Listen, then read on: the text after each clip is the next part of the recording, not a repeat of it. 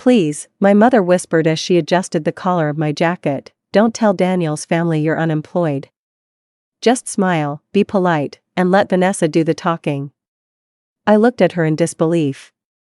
Before I could answer, my older sister, Vanessa, stepped between us, forced a bright smile onto her face, and said, "Actually, Mom, just tell them she's taking some time off. It sounds less embarrassing." Then she leaned close enough that only I could hear her. "Don't ruin my engagement dinner." The words hit harder than I expected. I wasn't just the unemployed sister. I was the family secret they wanted to hide. I had absolutely no idea that before the night was over, the people judging me would discover who I really was, and someone else's carefully protected lie would come crashing down. My name is Emma. I was 34 years old, and yes, I had recently lost my job. 6 months earlier, the software company where I worked had shut down after losing its biggest client. Nearly everyone in my department was laid off. It wasn't because I had failed. It wasn't because I wasn't good enough. It simply happened. I had enough savings to survive while I searched for another position, and in the meantime, I spent my mornings taking online courses to improve my skills and my afternoons helping a local charity build a free website. None of that mattered to my family. To them, I was simply unemployed. Vanessa was 37. She had always loved expensive clothes, perfect photos, and making sure everyone believed her life was flawless. She was engaged to Daniel, a civil engineer with a calm personality and a warm smile. Every time I met Daniel, he treated me kindly. Ironically, the only people who seemed ashamed of me were my own family. But that wasn't the worst part. The engagement dinner took place at a beautiful restaurant overlooking the city skyline. Daniel's parents, Michael and Grace, greeted everyone with genuine warmth. Grace hugged me before she'd even finished introducing herself. "It's wonderful to finally meet you, Emma." I smiled. "You too." For one brief moment, I relaxed. Then my mother laughed. "This is our younger daughter. She's between jobs at the moment." Vanessa quickly added, "She's been enjoying an extended vacation." Several people smiled politely. I opened my mouth to explain. "I've actually been." Vanessa interrupted. "Trying to figure out what she wants to do with her life." The table chuckled. My face grew hot. I wasn't ashamed of losing my job. I was ashamed that my own family couldn't stop talking about it. Dinner continued, but every conversation somehow circled back to careers.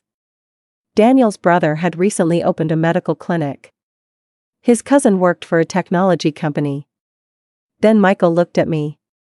"So, Emma, what kind of work are you hoping to find?" Before I could answer, my father sighed dramatically. Anything would be a good start. The laughter around the table stung. I put my fork down. I was actually a senior software developer. Silence.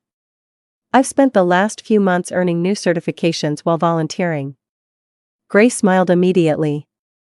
"What kind of volunteer work?" "I've been building websites for nonprofit organizations." Daniel nodded with genuine interest. "That sounds meaningful."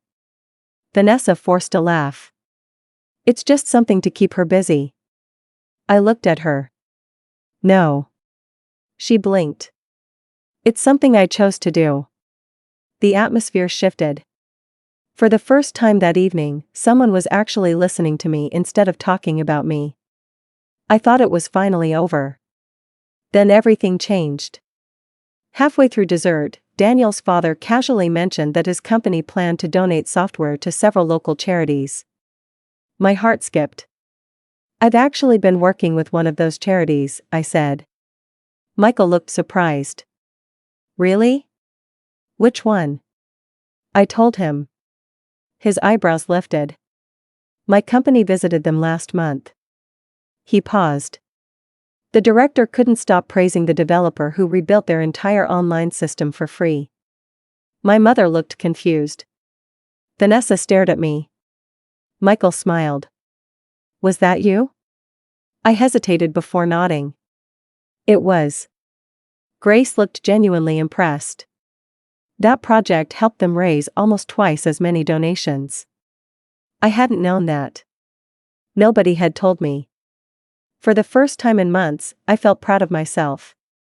But Vanessa looked uncomfortable. Very uncomfortable. Outside the restaurant, she grabbed my arm. What was that? What do you mean? You made everyone focus on you. I answered a question. You could have stayed quiet. I stared at her. You wanted me to pretend I had nothing to offer. She crossed her arms. You always have to make things complicated. I walked away before I said something I'd regret. But that wasn't the worst part. The next morning, my phone rang. It was Daniel. I hope I'm not bothering you. Not at all. I wanted to ask you something. His voice sounded hesitant. My company has been trying to hire someone with your exact experience. I laughed softly. You must have the wrong person. I don't think I do. I frowned. You've seen my work? The charity director showed us everything you built. I couldn't believe what I was hearing.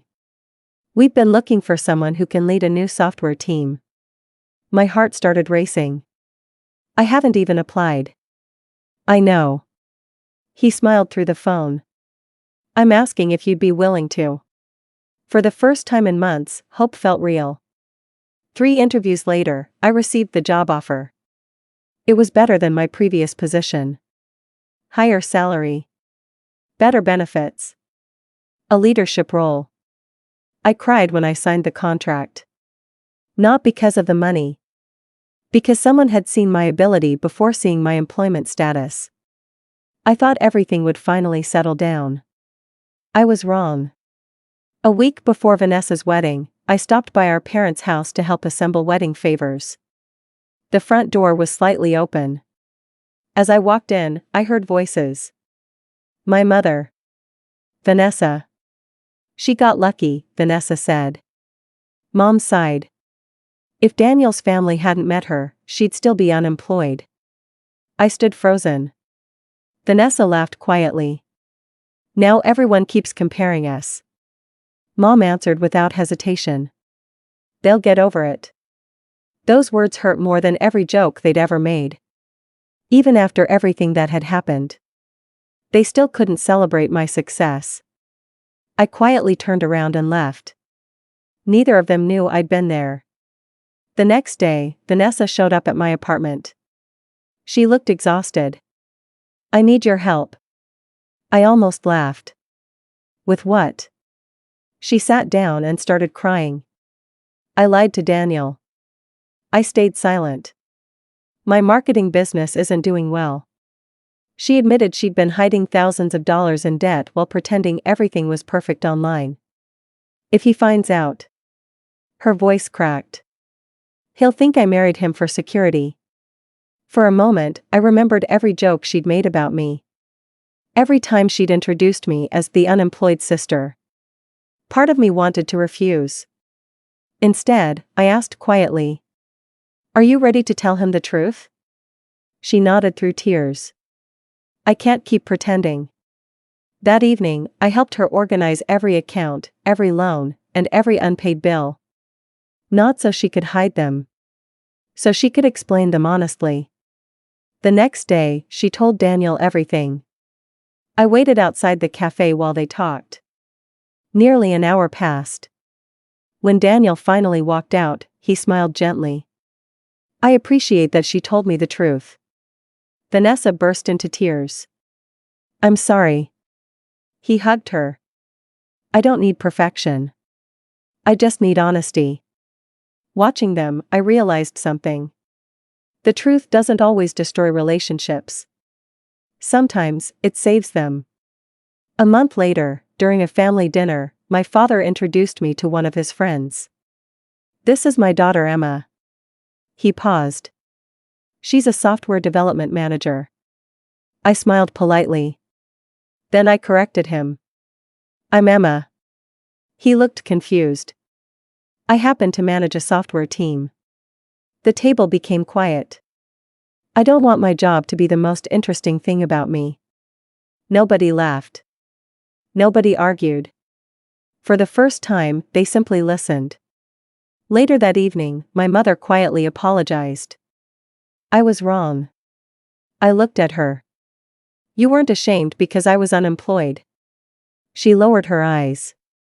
You were afraid of what other people would think. She nodded. I'm sorry.